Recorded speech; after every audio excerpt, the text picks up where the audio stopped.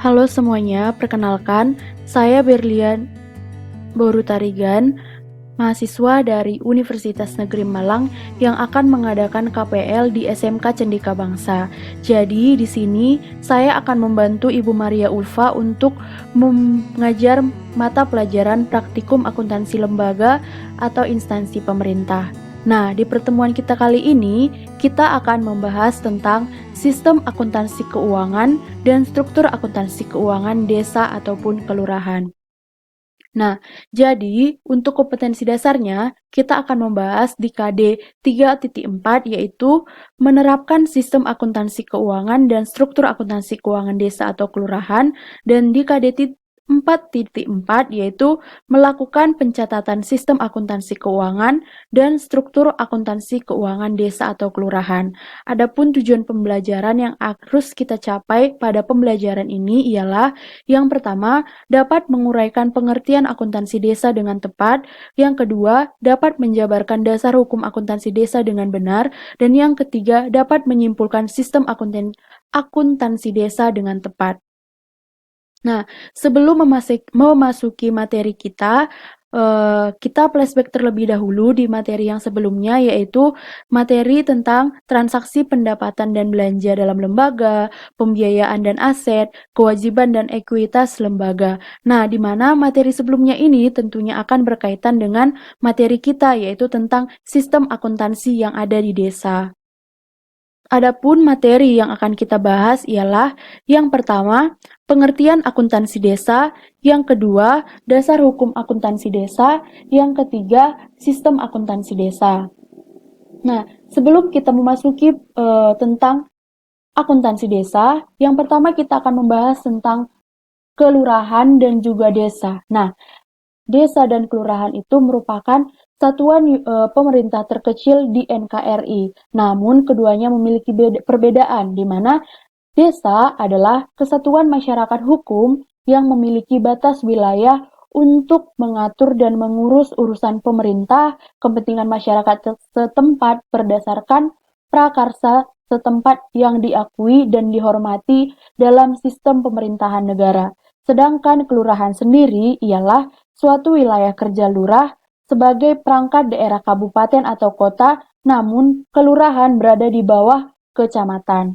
Nah, adapun perbedaan antara desa dan kelurahan ada dilihat dari berbagai aspek. Yang pertama, dilihat dari segi mata pencaharian. Untuk desa sendiri, mayoritas masyarakatnya itu bekerja di bidang agraris dan lebih homogen. Sedangkan di kelurahan, mayoritas mata pencahariannya itu ialah di sektor jasa atau industri dan lebih heterogen atau lebih beragam.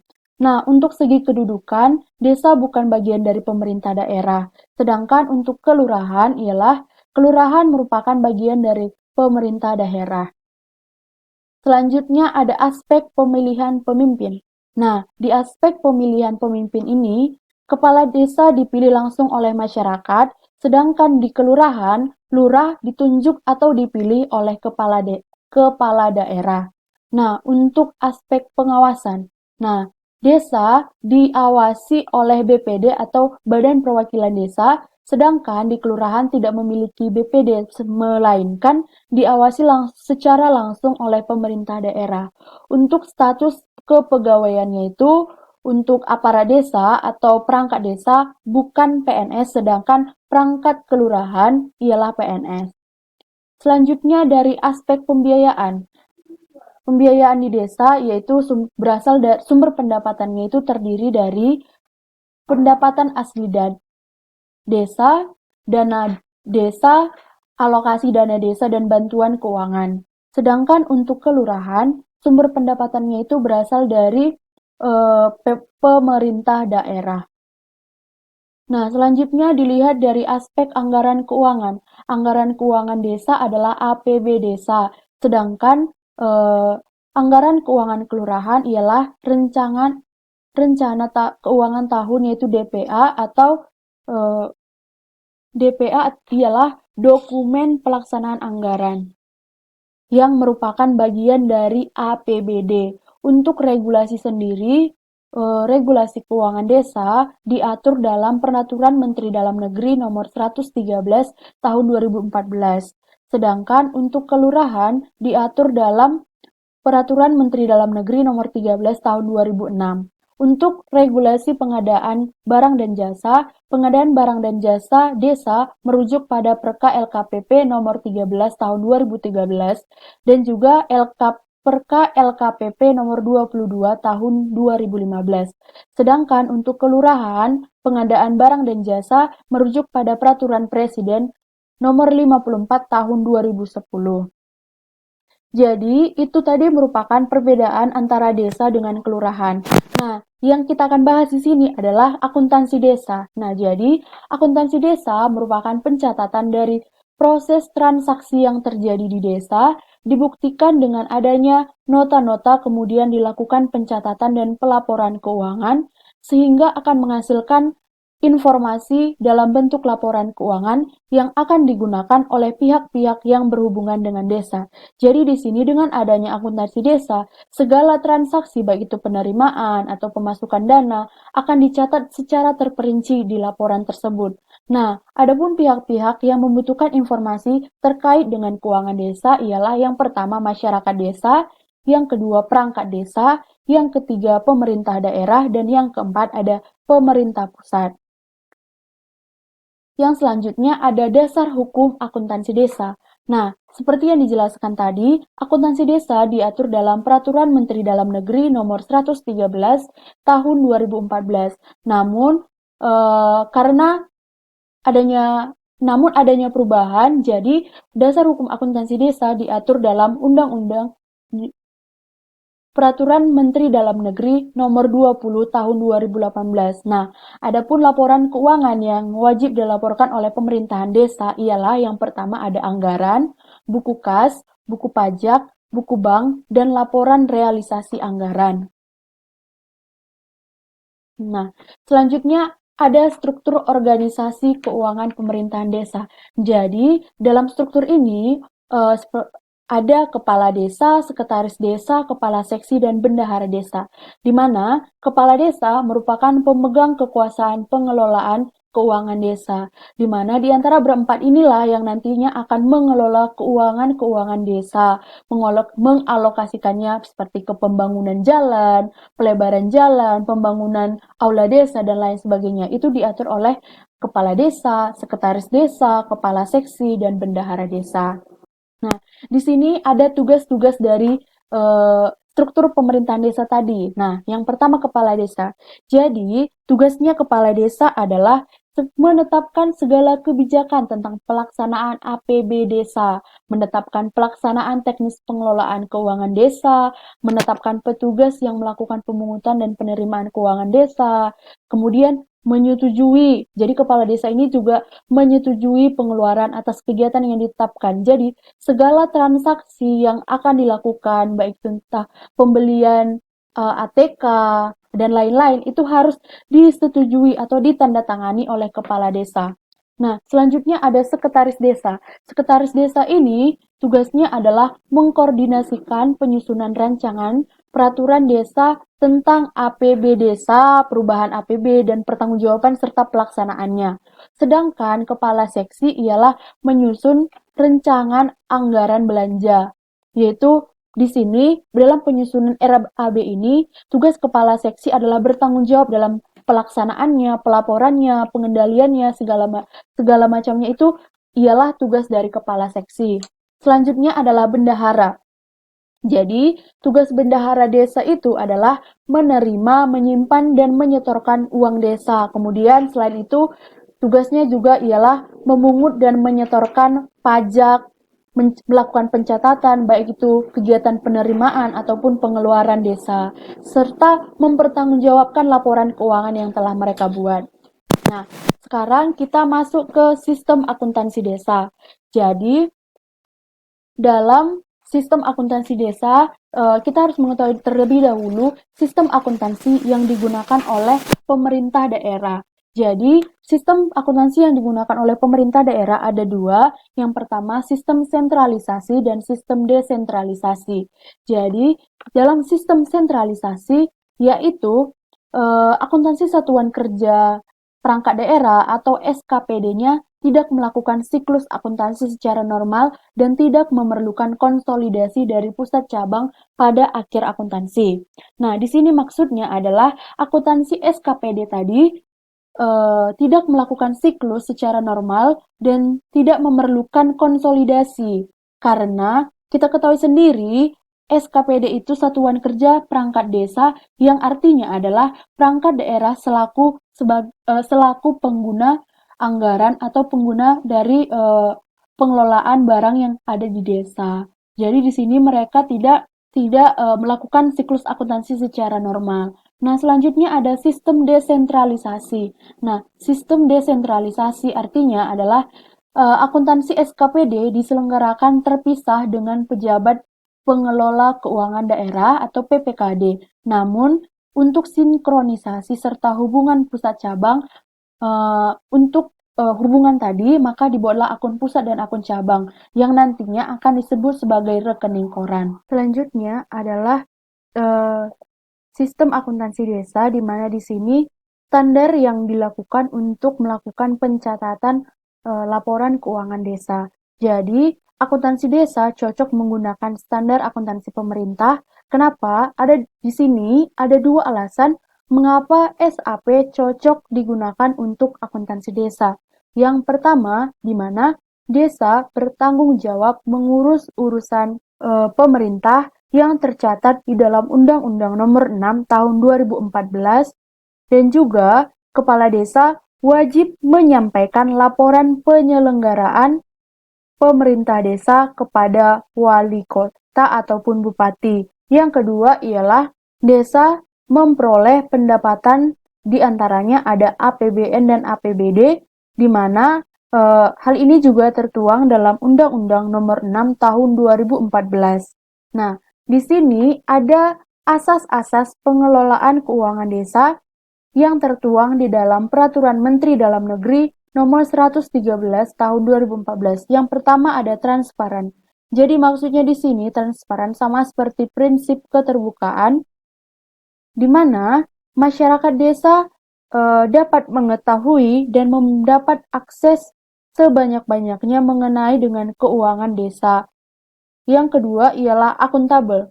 Maksud dari akuntabel ialah pemerintahan desa harus dapat mempertanggungjawabkan atas segala laporan keuangan yang telah mereka buat. Yang ketiga, partisipatif. Maksud dari partisipatif adalah penyelenggaraan pemerintah harus mengikutsertakan kelembagaan desa dan juga unsur masyarakat desa. Yang terakhir adalah tertib dan disiplin anggaran. Maksud dari tertib dan disiplin anggaran di sini adalah pengelolaan keuangan desa harus mengacu pada pedoman atau aturan yang melandasinya atau aturan yang berlaku. Selanjutnya ada proses siklus pengelolaan keuangan desa. Jadi, proses siklus keuangan desa itu ada 5, dimulai dari perencanaan, pelaksanaan, penatausahaan, pelaporan, dan pertanggungjawaban. Nah, dalam pengelolaan keuangan desa harus dilaksanakan kelima-lima ini, dimulai dari kegiatan yang akan dilaksanakan, kemudian pelaksanaannya bagaimana, pelaksanaan kegiatan selama 1 tahun anggaran itu bagaimana, yang kedua penata usahanya, yang ketiga pelaporannya, supaya masyarakat, pemerintah pusat, pemerintah daerah dapat mengetahui kegiatan apa saja yang telah dilakukan oleh desa, dan yang terakhir adalah pertanggungjawaban. Maksud dari pertanggungjawaban di sini, segala kegiatan harus berkaitan dengan uh, yang berkaitan dengan keuangan desa harus dapat dipertanggungjawabkan. Selanjutnya yaitu perencanaan keuangan desa. Jadi, perencanaan keuangan desa ada dua, yaitu RPJM dan RPJ. Nah, RPJM merupakan penyusunan rencangan pembangunan jangka menengah desa, di mana dalam RPJM pemerintah desa wajib menyelenggarakan musyawarah seperti mengikut sertakan seluruh masyarakat ataupun badan perwakilan masyarakat untuk mengadakan rapat agar dapat disusun RPJM ini. Nah, Perencanaan pembangunan desa secara partisipatif ditetapkan paling lama 3 bulan setelah kepala desa dilantik. Yang kedua ada RKP atau Rencana Kerja Pemerintah Desa. Nah, RKP ini disusun juga oleh pemerintah desa pada bulan Juli tahun berjalan dan ditetapkan paling lambat bulan September pada tahun anggaran berjalan. Yang kedua ada penganggaran. Jadi di sini ada proses penganggaran atau APB desa dimulai dari pelaksana kegiatan menyampaikan usulan anggaran kepada sekretaris desa berdasarkan RKP desa. Setelah disampaikan kepada sekretaris, kemudian sekretaris menyusun rancangan peraturan desa tentang APB desa. Setelah disusun, kemudian disampaikan ke kepala desa. Nah, setelah rancangan itu sampai ke kepala desa, kemudian kepala desa menyampaikan ke BPD. Nah, rancangan itu dibahas dan disepakati bersama. Nah, setelah mencapai titik temu kesepakatan bersama, kemudian kepala desa menyampaikan kepada bupati atau wali kota melalui camat. Nah, setelah disampaikan, kemudian bupati dan wali kota melakukan evaluasi APBD tadi. Nah, setelah dilakukan evaluasi dan diterima tentang rancangan penganggarannya, kemudian maka dibuatlah peraturan desa tentang APB desa. Nah, di mana peraturan ini akan ditetapkan paling lama pada tanggal 31 Desember tahun anggaran berjalan. Selanjutnya ada pelaksanaan APB desa.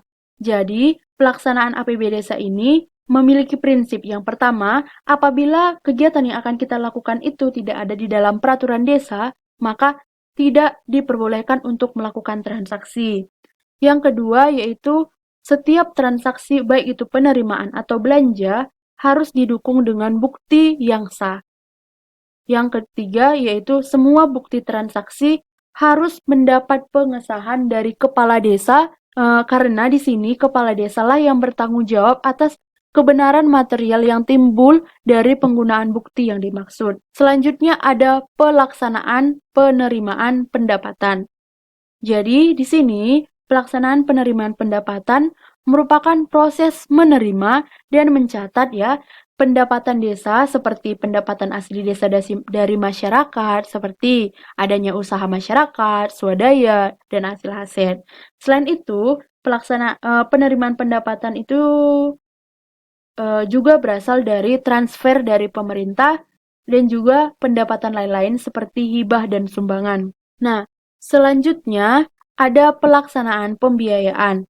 Nah, pelaksanaan pembiayaan ini ada dua, yaitu penerimaan pembiayaan dan pengeluaran pembiayaan. Jadi, dalam penerimaan pembiayaan mencakup silpa tahun sebelumnya, pencairan dana cadangan, dan hasil penjualan kekayaan desa yang dipisahkan. Sedangkan dalam pengeluaran pembiayaan, diantaranya ada pembentukan dana cadangan dan penyertaan modal. Nah, jadi dalam pengeluaran pembiayaan ini akan dilakukan setelah adanya persetujuan yang diikuti melalui dari peraturan desa yang telah ditetapkan. Selanjutnya ada penatausahaan. Nah, penatausahaan keuangan desa ada 3. Yang pertama, penatausahaan penerimaan desa, penatausahaan belanja desa, dan penatausahaan pembiayaan desa. Kalau penatausahaan penerimaan, yaitu baik itu penerimaan tunai ataupun penerimaan yang bersifat transfer, harus ada buktinya. Kalau misalnya penerimaan tunai, harus ada kwitansi tanda terima. Sedangkan kalau ada transfer, itu harus ada bukti berupa nota kredit yang masuk ke dalam rekening kas. Selanjutnya ada penatausahaan belanja desa. Nah, kegiatan belanja desa harus juga ada bukti kwitansi. Sehingga dengan adanya kwitansi akan dibuat laporan pengeluaran.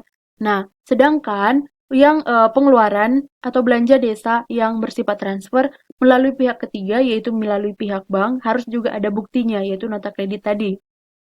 Selanjutnya ada penatausahaan pembiayaan desa. Jadi di sini maksudnya dari penatausahaan pembiayaan desa adalah pencatatan pembiayaan pada buku bank digunakan untuk membukukan realisasi pembiayaan, baik penerimaan ataupun pengeluaran harus dicatat dalam buku rekening pembiayaan. Jadi ini merupakan ketiga hal tersebut merupakan penatausahaan keuangan desa. Selanjutnya ada akun pokok yang ada di dalam akuntansi desa. Dapat kita ketahui bahwa akun-akun pokok dalam akuntansi desa ada pendapatan desa, belanja desa, pembiayaan desa, aset desa, dan kewajiban.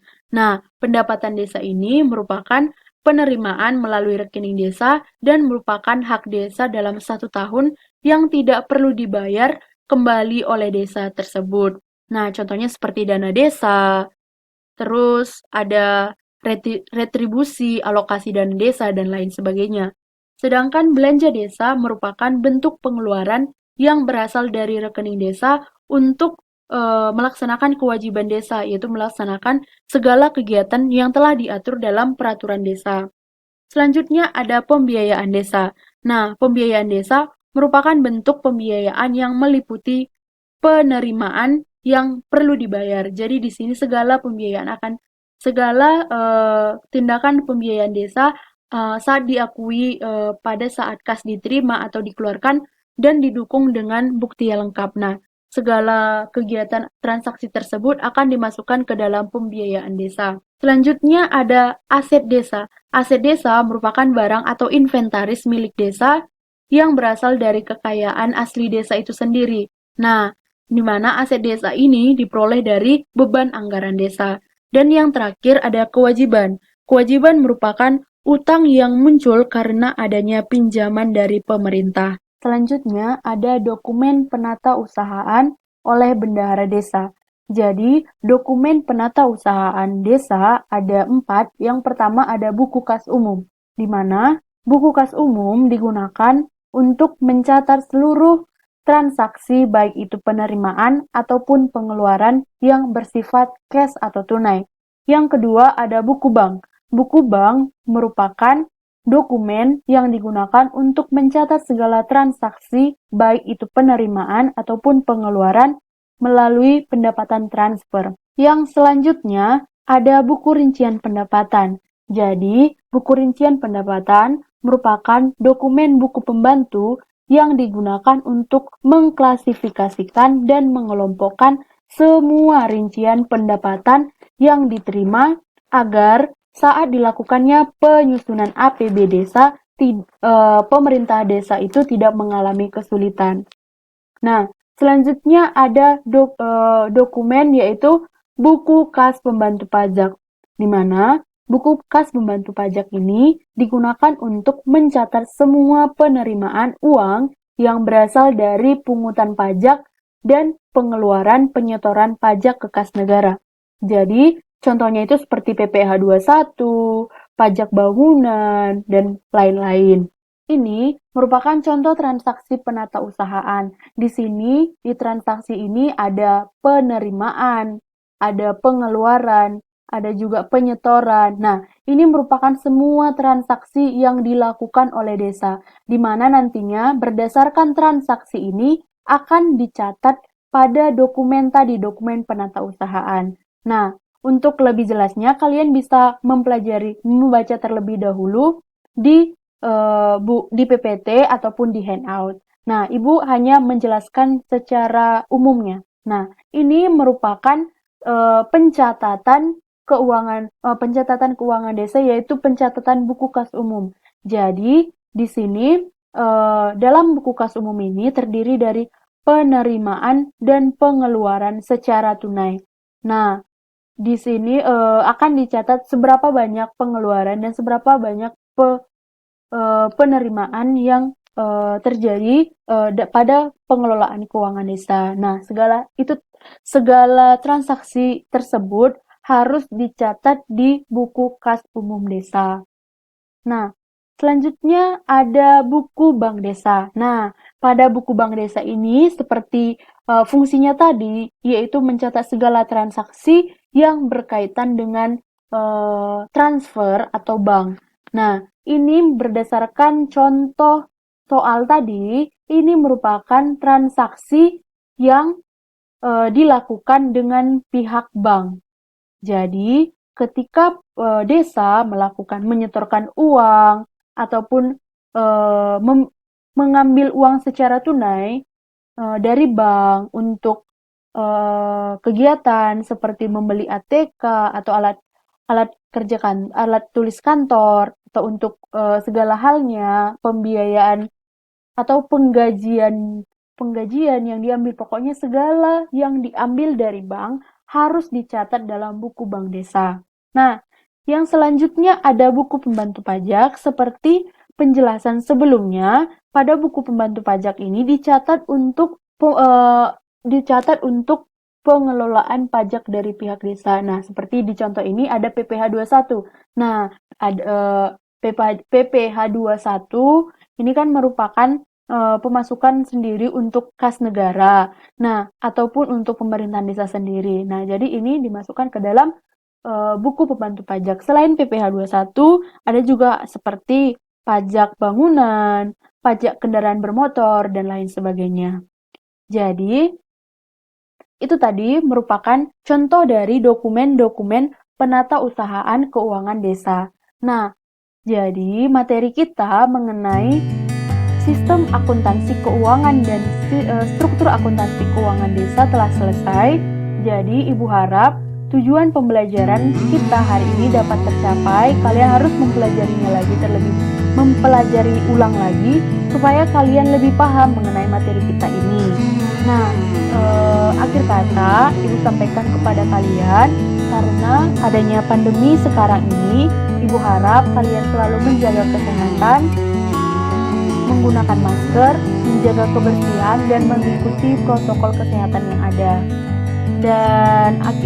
Dan yang terakhir, Ibu sampaikan kepada kalian untuk tetap semangat belajar, jangan merasa bosan, jangan malas juga, agar apa yang kalian inginkan, apa yang kalian rencanakan untuk masa depan dapat tercapai. Sekian dari Ibu. Jika ada salah tutur kata, Ibu mohon maaf. Sekian dan terima kasih.